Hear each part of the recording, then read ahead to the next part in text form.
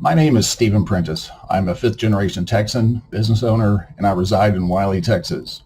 I would like to affirm my right to vote on the Texas Independence Referendum Act, HB 1359. I have hundreds of reasons to support this referendum, but today it boils down to this. Texas must send a stern message to Washington that we refuse to go down the path our federal government is attempting to take America down.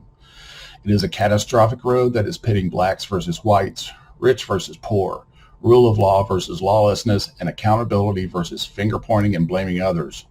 America is changing for the worse. We have a president that could not say anything positive about us or our country during his State of the Union. It is disheartening to witness America succumb to the Great Reset, wherein the government will provide all in return for our allegiance to their grand ideals rooted in socialism. It is even more disheartening to witness my legislators ignore this threat and or use the old lazy logic of wait until the midterms. That lazy logic will no longer work given the threat that H.R. 1 poses to our elections.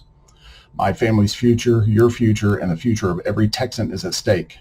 If none of you can see the existential threat that Washington poses, then God help you. God help you when you look around in a year or two and you realize that Texas has been assimilated.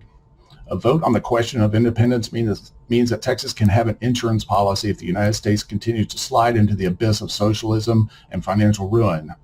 It means that Texas can secure the freedoms, liberties, and rights that America's founders intended to secure for us when they formed this nation.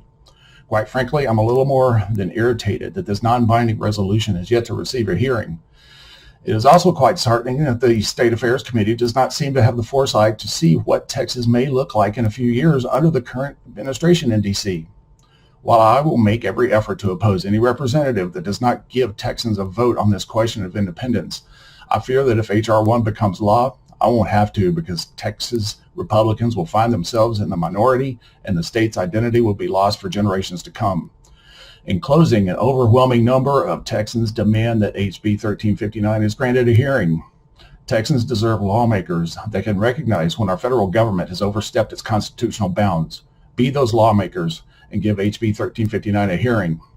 Texas strong means nothing without lawmakers who are Texas strong.